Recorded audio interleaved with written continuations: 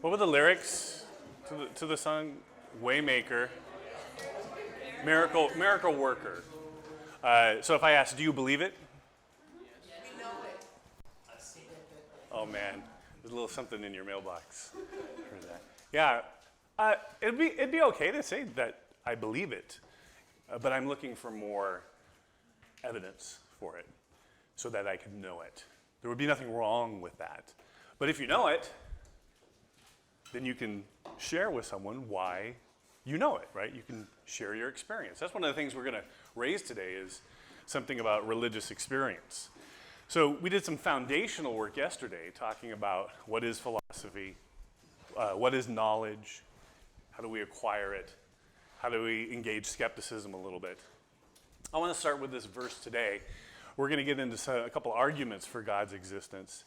And I always like to say, arguments are good, quarrels are bad.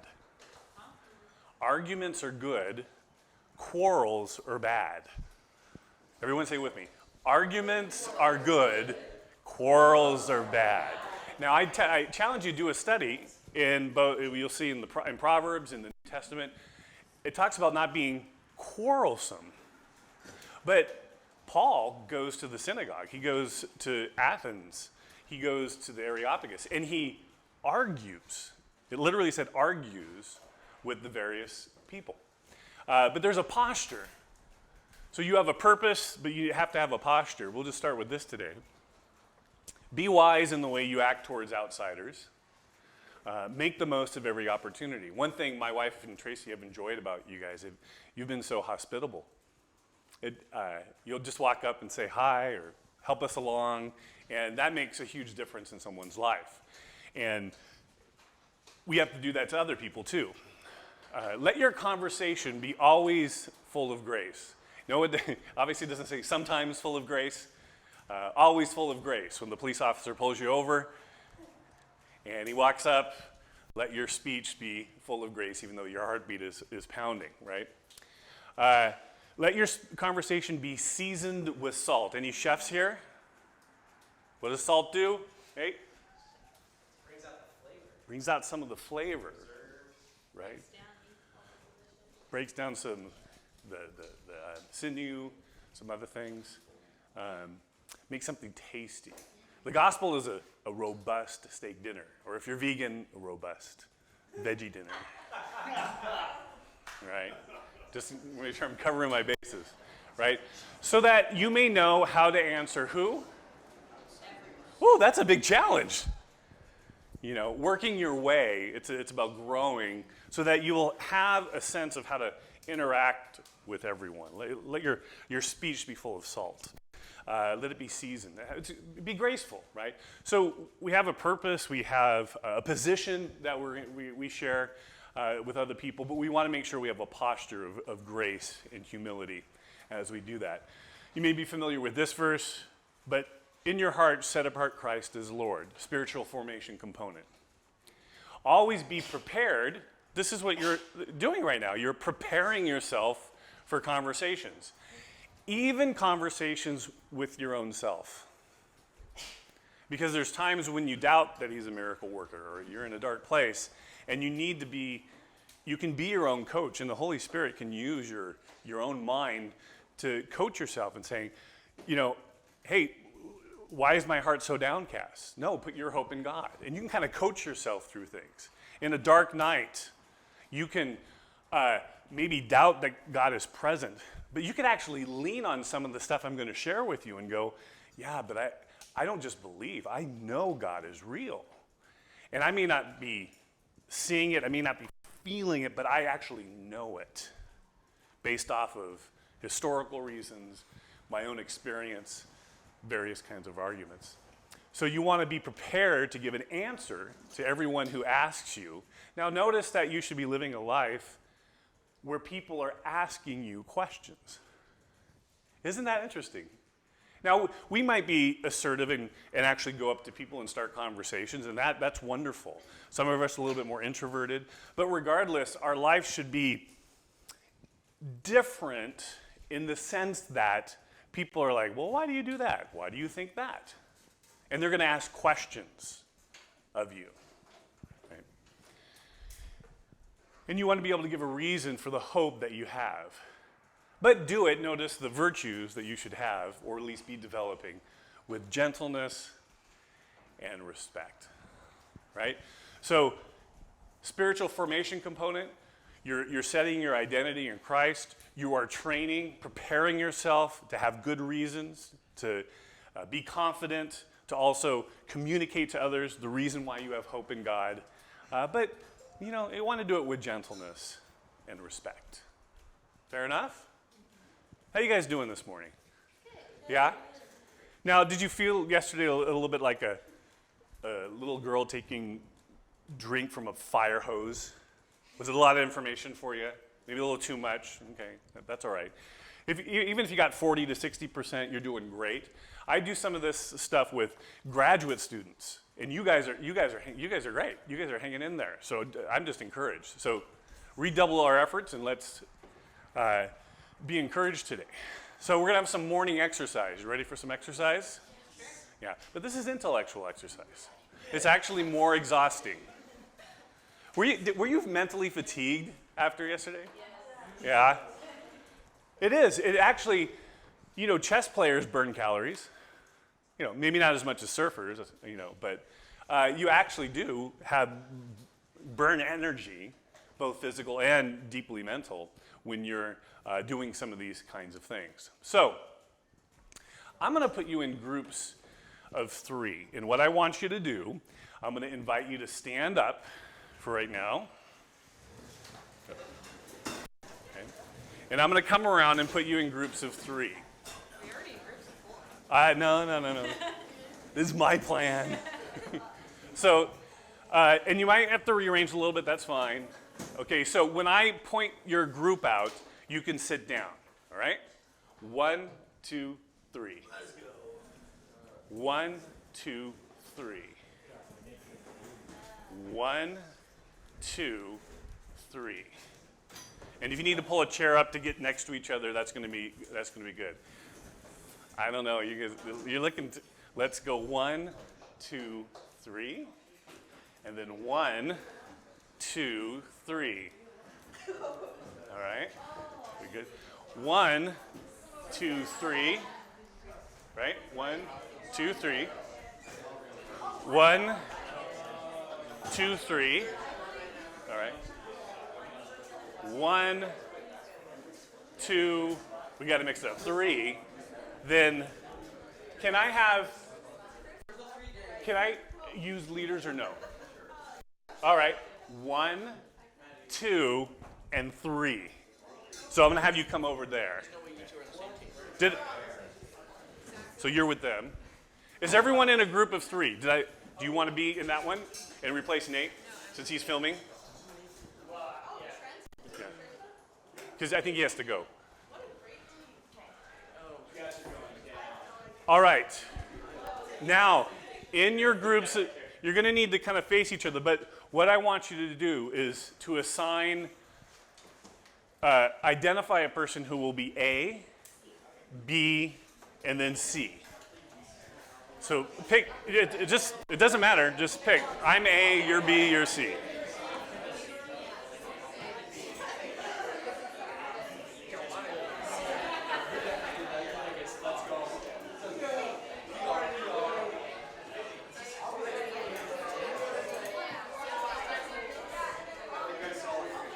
All right.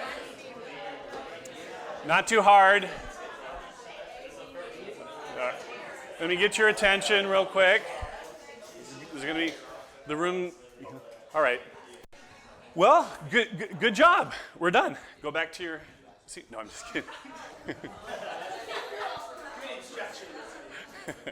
You listen to instructions well. All right. Now, A, you're an atheist. Or if you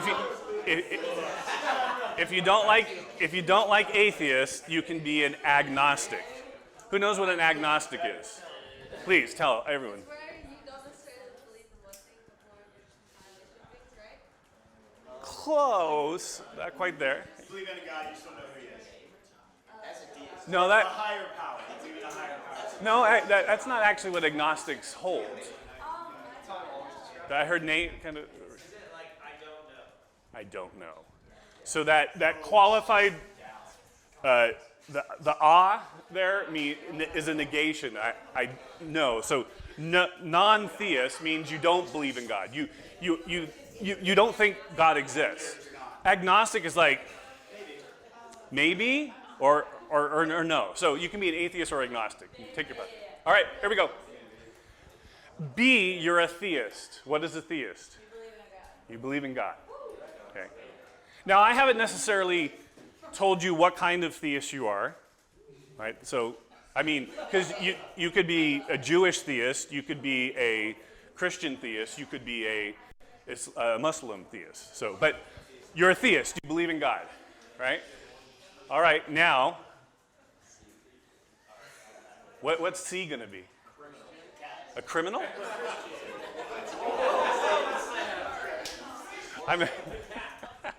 Yeah, C is a criminal. He kills the atheist and the Christian. Woo. Man, you guys did not warn me about this group. All right.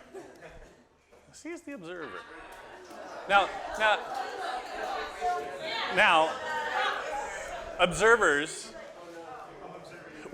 we might have to feel the love in the room here. Observer, I want you to get a piece of paper, a blank piece of paper.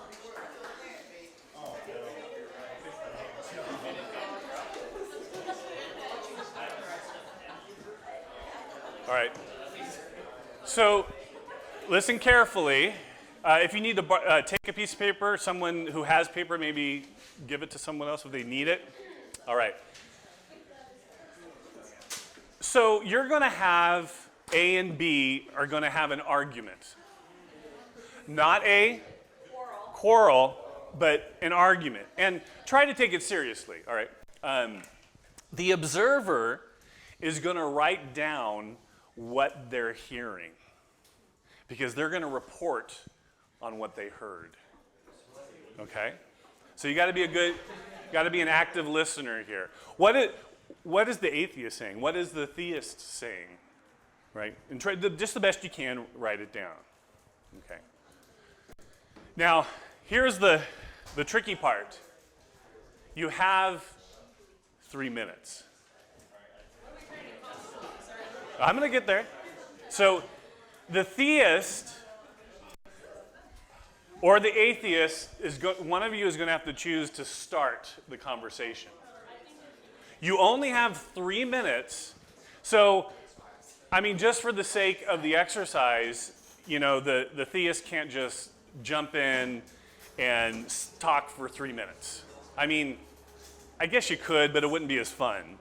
So, exactly. It's a 3-minute debate back and forth. Okay? Are there any questions about what we're doing? Yes. So, as a theist, what's our God? That's up to you to argue. You have to argue.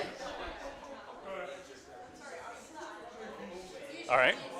You could say right off the bat, I'm a Christian theist. Let me argue for God, right? Any other questions? Any other questions? Were we trying to convince each other to be what we are? All right, now listen. Let me get your attention. You asked, are we trying to convince the other person? Well, I mean, if what you believe you also know and it's reality, then why wouldn't you try to convince them? Right?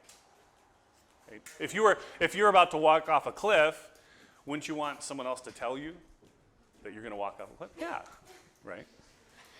If there's an afterlife, you don't want to miss out, right? All right, any other questions? No, we're good? All right.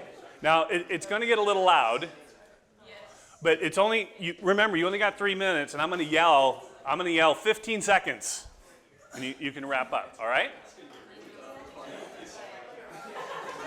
On your mark, get set, argue. All right, that's it. Stop arguing. Stop arguing. Stop arguing. All right, if I could have your attention one more time. Huh? Way too short. We just got started. Just got started. All right, real quick. Observers, you may know everyone in the group, you may not, I don't know. But write down the names and on the top of the sheet who's in your group real quick. Okay, full name. Full name.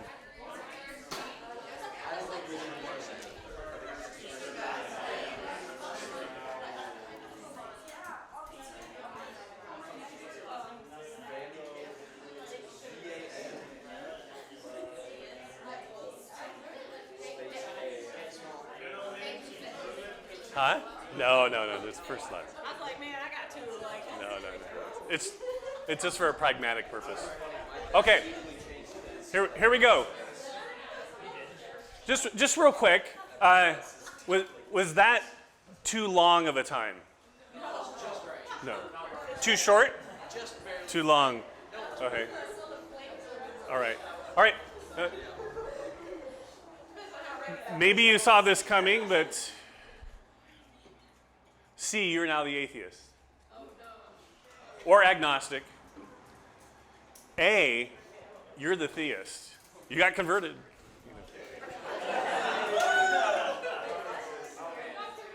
B, you're the observer. So now think about this real quick. Now you're experienced. You have 3 minutes of experience of arguments for and against God's existence. Once again, the observer, I want you to listen. I want you to hear. Listen, write down things so you remember it because we're going to report on that. And once again, you're going to have 3 minutes. But any questions? Question, Katie.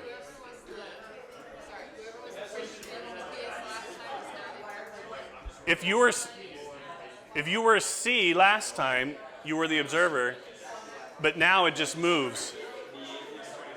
You're the atheist. Okay? All right. Here we go. 3 minutes. Yep. Are we clear? Set. Go.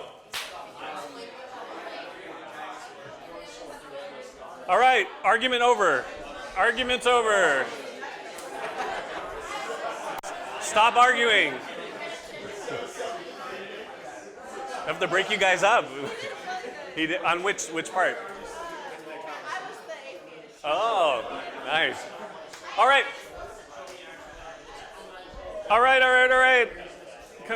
I can't get you guys to stop talking. All right, excellent. So you probably have already guessed the third step by now. B. Now, by this time, B, you've been what? Show me my B's. Okay. So Katie, you've been the theist, you've been a theist and observer, so now you should be ready to go as the atheist or agnostic. C, you've heard all the arguments now. What are the best ones? What's the best one to go with? A, you get to observe and relax. You've been working hard, arguing for 6 minutes. Here we go. 1, set. Wait, we have it. It broke? Oh.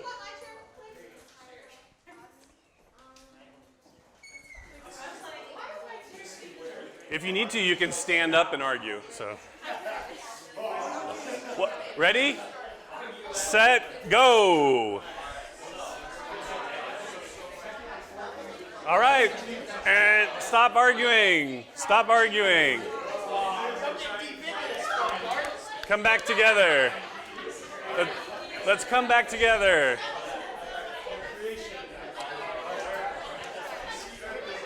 All right.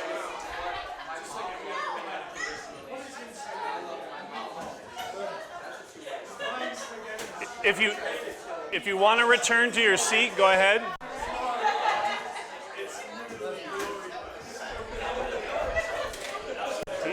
Oh, I thought you said. You okay? No, I'm not sit down, not caught it.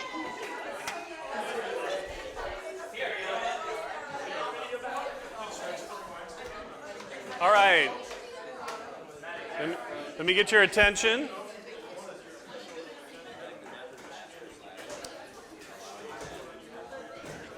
Good exercise. Good exercise, intellectual exercise today. Okay, so let's debrief. Now you played every part, right? When you were, well, let me ask this more general question. Which position do you think or you felt was the easier position to argue from? Yeah, go ahead. How many say atheist or agnostic? So what is that? That's like 90%. Okay. Who felt that it was easier to argue as a theist? Okay, so anyone with their hand up, tell me the background, why that's the case. Just jump in. No? No? You want Cooper to go first. You're deferring? So Okay. I think atheism is often self-defeating. Usually gets caught up in either circular reasoning or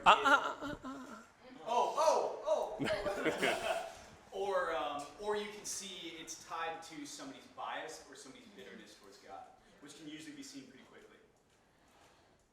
Okay, that's going into their psychology, not so much their reasons. Well, the circular reasoning would be the first point. Okay, With, got it. It's easy to catch people in that. So, but why? So but you were saying it's easier to argue as a theist. Yeah, 'cause that's what I've done most of my studies. Right. Because it's an atheist's job to defend what they believe. It's Right. my job to defend what I believe. So I only need to know as much as I need for atheism because they have to defend that themselves. And anything that they bring up, then I would combat with theism. Okay. Katie? I will say it is, you're right that the atheist point of view tends to get up in a lot of circular reasoning. I think the difficulty though is getting them out of that because they'll just keep going around forever and ever and you kind of have to change the topic to get out of that circle. So that's why I would say like I found it easier to debate as an atheist because you could just go around and around and not even let them in and just move on, you know? Okay. Never get the questions answered. You who are atheists, do you have a response to that? I think there's an element of faith that is required to be a Christian or a theist in general, and so you can't always, at least in my experience, every single thing, like because we know there has to be an element of faith, then every single aspect can't be necessarily logically defended or put into words because some of it's experiential, and not everyone has the same experiences. So as far as straight up logically defendable, I don't know. Okay. So if I'm hearing you correctly, it's like I feel what I'm hearing you say, and you correct me. I sense that I can only go so far with my logic and reasoning. Did I hear that correctly? I think you can go very far with it, but yes, Right. at the end of the day, there's always going to be an aspect of faith required to. Okay. That's what they call faith. Okay. Yeah. I see you and Cooper looking at each other. I'll give you a second. Yeah. What's really cool is I think no matter what you believe, there's always an element of faith. Yeah. Because no matter what it is, it always boils back to an unanswerable question. And I think as believers and just as people searching for our identity and our purpose and whatever that is, which I believe to be Christ, because I think the evidence supports that the most. I think there's more evidence for Christianity than there is for atheism. Wait, what's I the think unanswerable question for Christians? Say again? What's the unanswerable question for Christians? Where did God come from? So when you are an atheist, though, there's a lot more of those. Okay. All right. No, good. So that's like I think you studied under you said some of the Frank Turk stuff. Is that? Yeah. So he wrote the book. You have to. Don't have enough faith to be an atheist, right? So there's that element there. So I'm not interjecting yet. I'm just trying to get some feedback. When you were an observer, so you have to speak from the observer perspective. What did you sense as the better argument you heard for God's existence? What did you sense was the better response or what the atheist talked about? So what was the strength of the theist? What was the strength of the atheist? Yeah, Keely. Neither of them had good arguments. They just did not know how to argue. We won't say who's in the group. All right, no names right now. Okay, so you felt as the observer, or you observed that you didn't feel there was enough of a good argument going on. So what was it? They just kind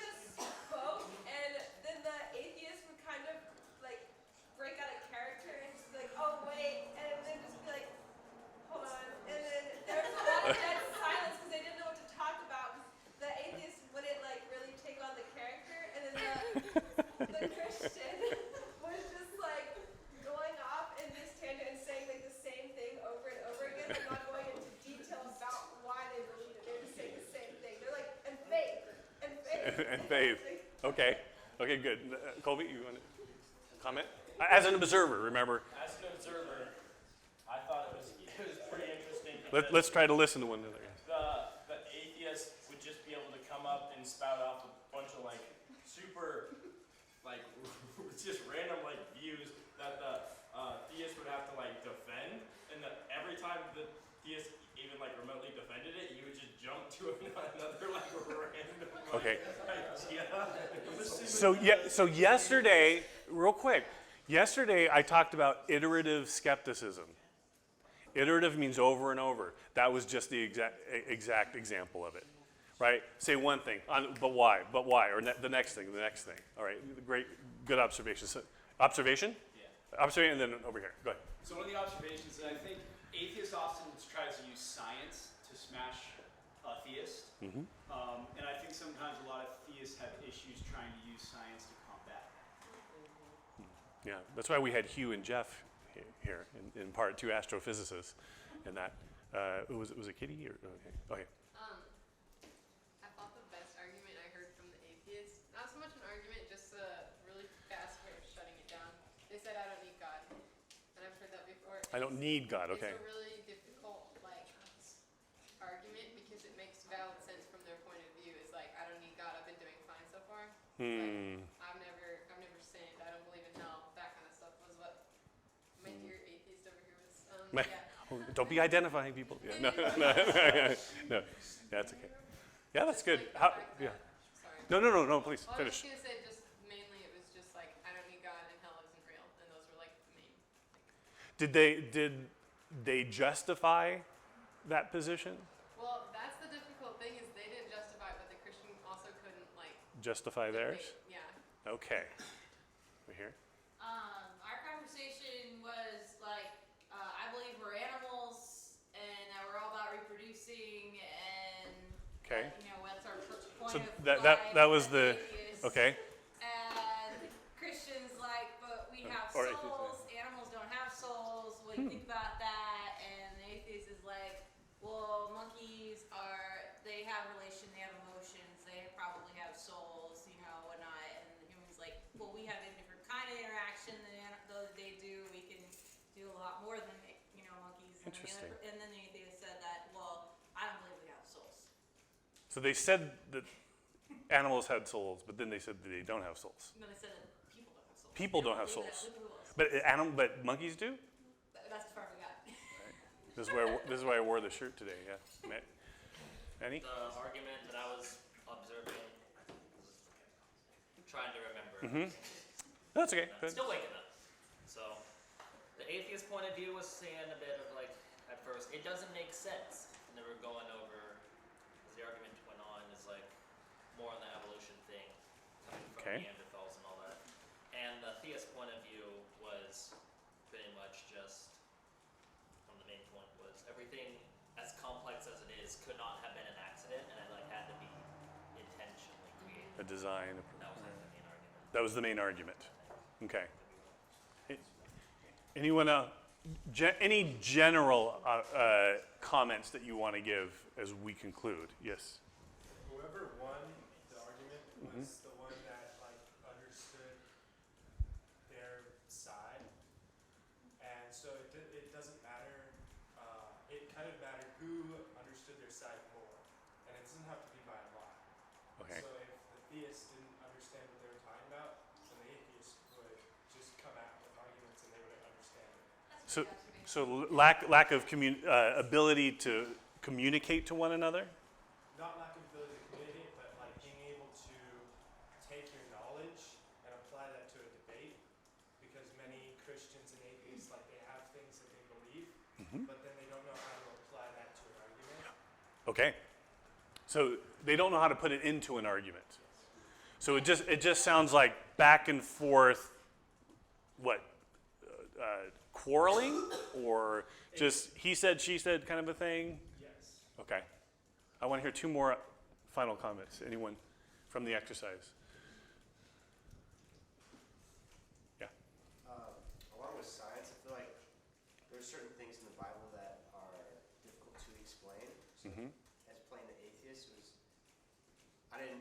scientific approach, but it was pretty easy to like destroy Christianity using the Bible. Oh, because of the biblical difficulties that you find. Were they mainly the problem of evil stuff? Like what? What give me an example. Probably like the example of Second Kings and the chronological like dates that don't match up. Just the lack of consistency and accuracy through scripture in that way. So historical correspondence or accuracy. Yeah. Sometimes they call it concordance, right? Okay. Any conversions? Yeah. Right. I just have a question. Did anybody like choose a different religion for their theism instead of Christianity? Yeah. We chose Mother Nature and Buddha. For as a theist? Yeah. It usually is more like if you're. It's more pantheism or actually Buddhists don't hold. Buddhism, generally speaking, is agnostic or atheistic at its core. So that's interesting. I just find it interesting. Yeah, please. We did Muslim and Buddhist. Oh, okay. Well, how did you think that conversation went? Really bad. Why do you evaluate it as it went bad? What would be your assessment? We had no idea what we were talking about. Randomly pulling things out. We were like, we have no idea what this means. Okay. We were just like, it just felt like we were pulling from thin air with like everything. Okay. Yep. Well, isn't that true to real life, though? Some people hold a position or identify with a position. They may have grown up in it, but they identify with it, but they don't know the reasons why, right? Or they don't really understand their own commitments, right?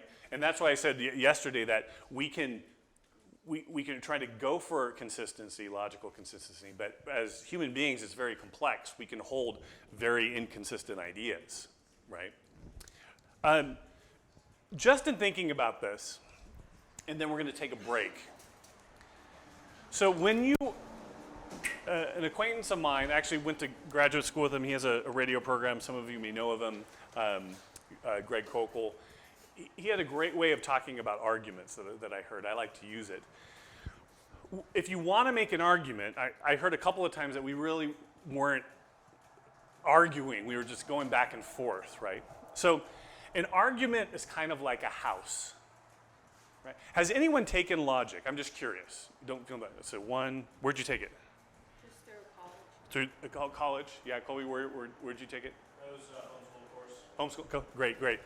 Very good. Notice that 95% of us probably weren't trained in logic or critical thinking in our education. Isn't that interesting?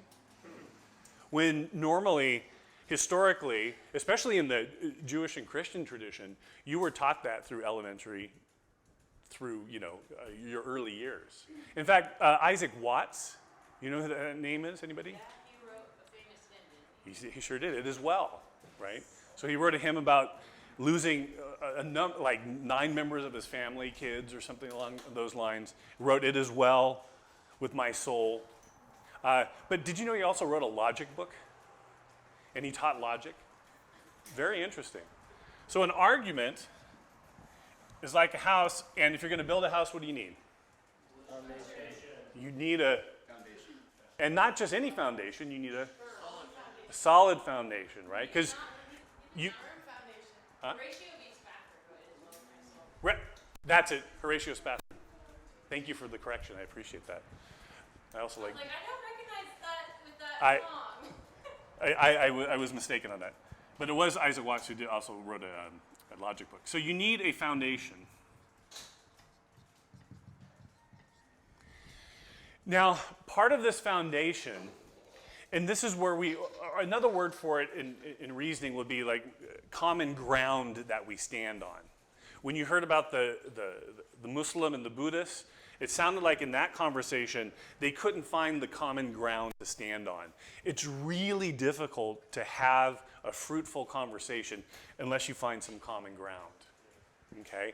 So one thing to search for in conversations like this is to search for some common ground.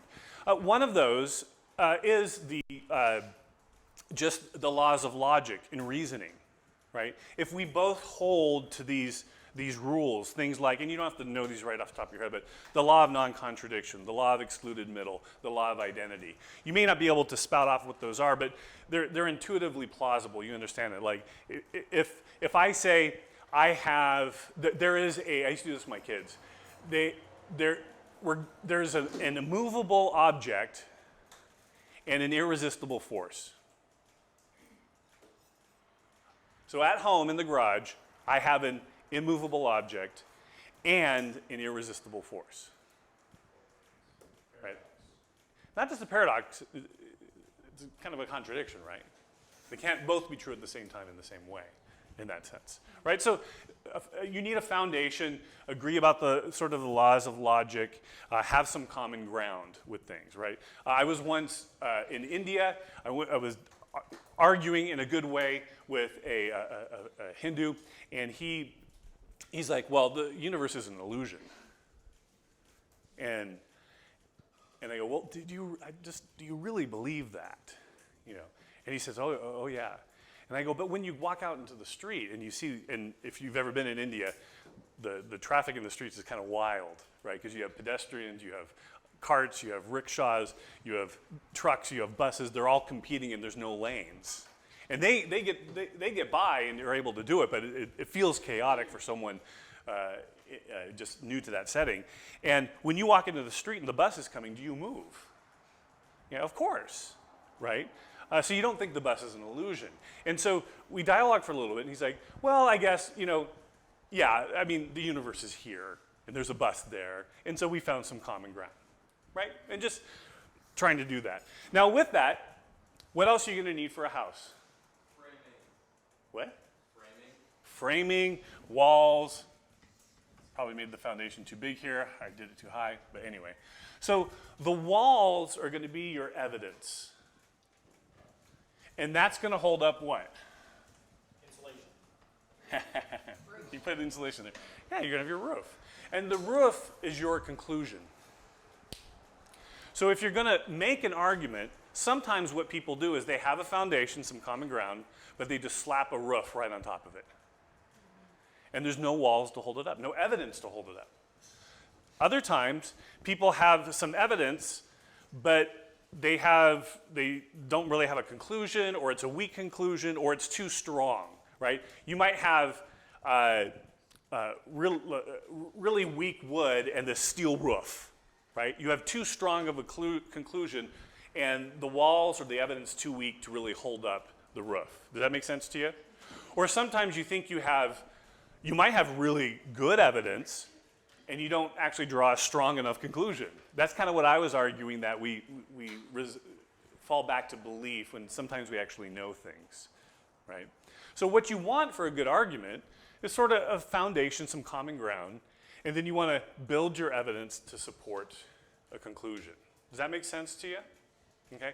And in logic, there's different ways to build different houses. There's deductive arguments, or houses. There's inductive arguments and houses. There's what's called abductive. You don't have to memorize that right now. And we're going to use some of those today, all right? So an argument is going to need those things. A foundation, some common ground, laws of logic to argue with. Build the evidence that supports a proper conclusion. Then you have a good house, you have a good argument, okay? So at 10 o'clock, we're going to regather, and we're going to go in to a couple of arguments on behalf of God's existence. Jeff and Hugh talked about the design argument, teleological argument, the design argument, and an argument based off of the Big Bang in that. That's a scientific argument. I'm going to give you a little bit different kinds of arguments, okay? So take a break. We'll reconvene at 10 o'clock.